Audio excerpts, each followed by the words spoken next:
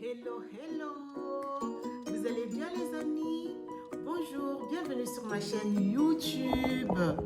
Buenos días a todos, bienvenue dans le canal YouTube. Meilleurs vœux à vous tous qui êtes abonnés sur cette chaîne YouTube ainsi qu'à vos familles. Meilleurs vœux aussi à ceux qui me suivent depuis les pays qui parlent espagnol. Donc, je vais faire une petite parenthèse pour ceux qui parlent espagnol, qui me suivent, qui parlent aussi français, mais qui sont beaucoup plus à l'aise en espagnol. Peut-être ils vont le suivre ensemble avec leurs enfants, leur famille, et qu'ils ne savent pas parler français. Muchísimas gracias a ustedes y feliz año nuevo a todo el mundo. Les deseo lo mejor por este año que acabó de empezar y que todos los deseos que tiene en su corazón se realicen por este año. Tenemos 12 meses para realizar todos los deseos que queremos. La parenthèse fermée. Aujourd'hui, moi, je vais donner quelques conseils sur les résolutions que nous prenons et que nous prenons chaque année. Au début de l'année, chacun de nous a une petite résolution qu'il prend. Ça peut être cesser de fumer, bien de diminuer de fumer. S'il prend par exemple tout un carton ou bien 12 bâtons de cigarettes la journée ou la semaine, sa petite résolution peut être que je diminue pour ma santé, pour ma respiration, pour mon futur, pour mes enfants, pour ma famille. Je vais diminuer par exemple de fumer. Sur les 12, je diminue la moitié. C'est déjà une très bonne résolution. Pour ceux par exemple qui ne font pas le sport, pour éviter l'obésité, pour éviter sédentarité, ils peuvent dire que je vais commencer à faire du sport, même si c'est 15 minutes, pour pouvoir m'améliorer sur mon plan physique et sur mon plan aussi santé mentale. Ils peuvent commencer à faire du sport. Tout cela, ce sont des très bonnes résolutions. Le plus important, c'est de commencer. Quelle que soit la limite où vous vous êtes fixé et que vous n'avez pas réalisé jusqu'à la fin de l'année, que vous n'avez pas eu des bons résultats, mais vous avez été très courageux et c'est très important d'encourager toutes les personnes, peu importe l'âge, peu importe votre situation socio-économique, et que vous arrivez à faire du moins 1/10 de ce que vous avez planifié. Ça peut être aussi bénéfique, même si ce n'est pas sur le long terme. Mais moi, je vais vous donner des conseils sur vos résolutions que vous prenez. Par exemple, sur le plan accident domestique fatal. Quand on parle d'accident domestique fatal, ce sont des choses qui nous arrivent à la maison, au travail, ça peut être dans la rue, ce sont des accidents de la vie quotidienne. On le sait que le danger est là. Ça peut arriver à nous-mêmes, à nos conjoints, à nos maris, à nos enfants, à un membre de la famille. Des fois, l'information, elle est là. Des fois, on connaît ce qu'on doit faire, mais on le fait pas par négligence ou bien parce qu'on est tellement dans une certaine stabilité. On se dit que ça va pas m'arriver, ça n'arrive qu'aux autres, que ça n'arrive qu'aux voisins. Et du coup, on essaie de mettre ça de côté parce que ça ne nous a pas encore arrivé. Le premier qui est vraiment répandu, c'est on le banalise beaucoup, mais c'est un accident domestique fatal. C'est l'automédication. Le plus souvent, quand on tombe malade, quand on a, par exemple, je vais prendre l'exemple en Afrique du paludisme. Quand on a le palud, on sait que quand on a de la fièvre, on fait ou pas la goutte épaisse, c'est-à-dire pour voir si on a le paludisme. Le plus souvent, c'est déjà un message que nous tous on sait, que si tu as la fièvre, tu es en train de trembler, tu commences à faire de 39 de fièvre, on se donne déjà le diagnostic qu'on a le palud. Et le plus souvent, dans toutes les familles africaines en Afrique, on a nos petits médicaments pour pouvoir diminuer, par exemple, la température, ce qu'on appelle les analgésiques. Et on le connaît, nous tous on en a. Le plus souvent, on ne demande plus l'avis d'un médecin pour voir, pour savoir si ce que je suis en train de prendre, ça va être bénéfique pour moi, pour mon organisme, ma taille, mon poids, ce que j'ai.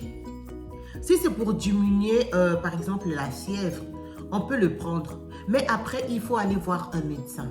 Le plus souvent, nous, on ne prend pas, on ne voit pas les médecins. On va juste prendre les médicaments, c'est ce qu'on appelle l'automédication. Et si ça nous a réussi, nous, ou bien un non-membre de notre famille, on va le dire, on devient le médecin du quartier, le médecin de la famille, on devient le médecin de ses propres enfants.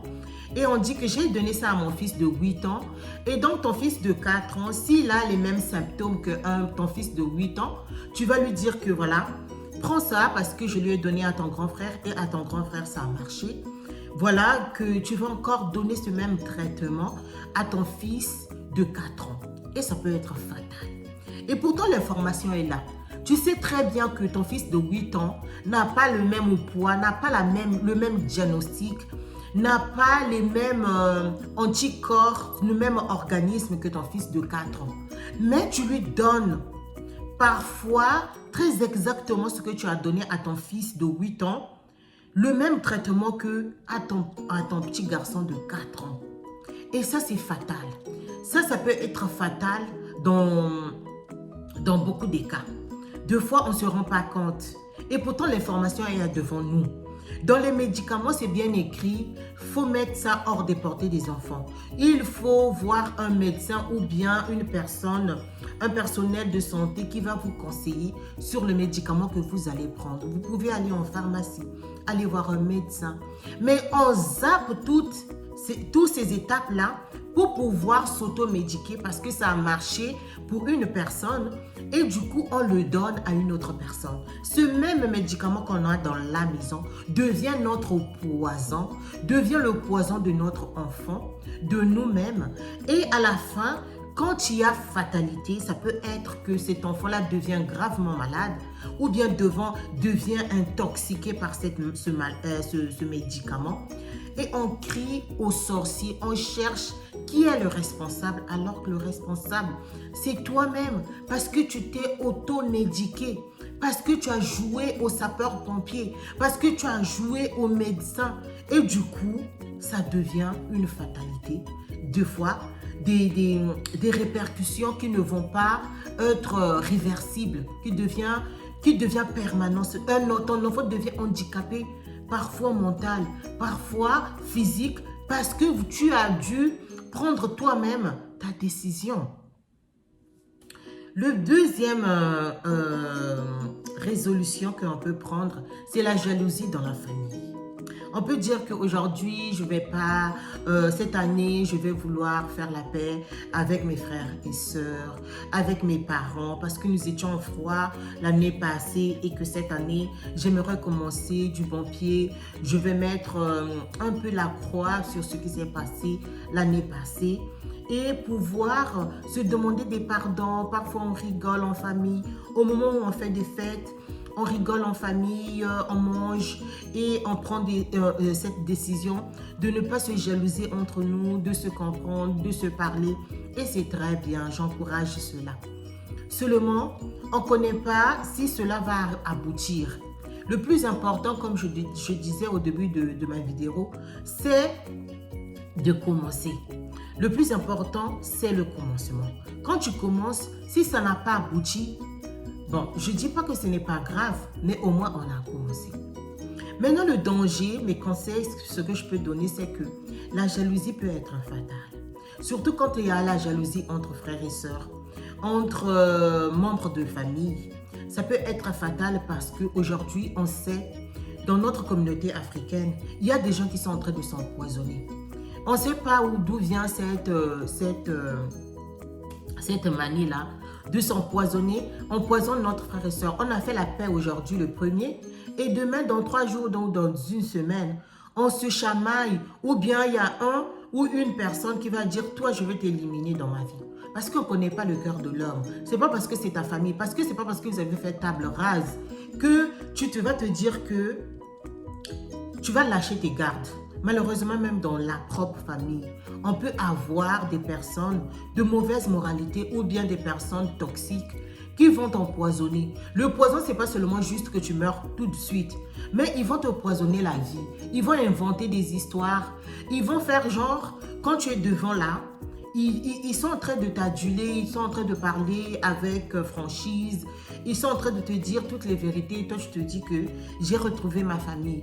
Alors qu'ils sont en train de te pourrir la vie d'une manière aussi obscure, tu ne le sais pas. Et la jalousie, ça fait partie aussi de ces résolutions-là qu'on peut prendre pour notre santé mentale. Parce que si les mêmes personnes à qui vous avez fait la paix te font des coups bas, tu le sais, et tu te dis qu'ils vont changer malheureusement, même si ce sont les membres de ta famille. Parfois, ils ne vont pas changer. Au lieu que tu t'empoisonnes toi-même la vie avec ta santé mentale parce que tu seras triste de savoir que la personne avec qui j'ai fait la paix, parfois c'est ton propre père ou ta mère, et que tu te rends compte que cette personne-là n'a pas changé très exactement, toi, tu vas t'empoisonner la vie. Je ne parle pas du poison qu'on va mettre dans la nourriture ou bien dans ce que vous allez manger ou boire. Mais toi-même, tu t'empoisonnes la vie parce que tu vas penser à cette méchanceté-là, à cette jalousie-là mal placée. Et du coup, l'empoisonnement de la vie que je suis en train de parler, ce sont des idées, parfois tu vas avoir des idées suicidaires. Des coups bas qu'on va te mettre. Tu vas avoir sur le plan santé mentale, des choses qui ne vont pas aller. Et ça va vraiment te paralyser à pouvoir avancer parce que ce sont des résolutions malheureusement et on a envie que ces résolutions-là arrivent jusqu'au bout.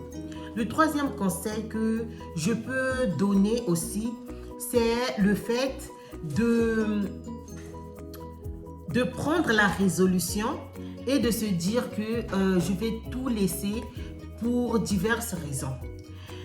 Ça aussi, ce n'est pas une très bonne résolution. Si tu as pris la résolution, tu dois t'efforcer à aller jusqu'au bout. Peu importe la résolution que tu as prise, tu dois aller jusqu'au bout. Le bout que je suis en train de parler, c'est de t'efforcer, de chercher à améliorer toujours et toujours.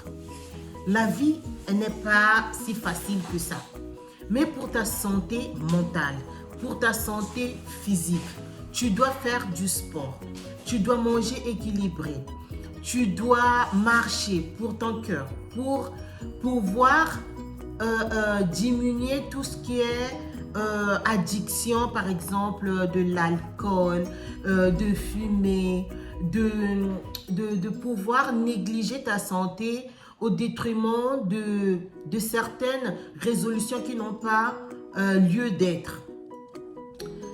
Et donc, c'était quelques conseils que je pouvais vous donner. Vous avez pris des résolutions. Essayez de tenir en compte toutes ces résolutions-là et de tenir bon jusqu'à la fin de l'année. On a 12 mois de l'année. Et donc, si vous commencez le premier mois et que vous chutez au deuxième mois, vous recommencez au troisième mois, c'est toujours important on peut tomber et se relever pour notre santé mentale, pour notre santé physique et pour toutes les personnes qui sont avec nous, nos familles, nos enfants, nos frères et sœurs. Essayez de nous booster, ça fera toujours du bien.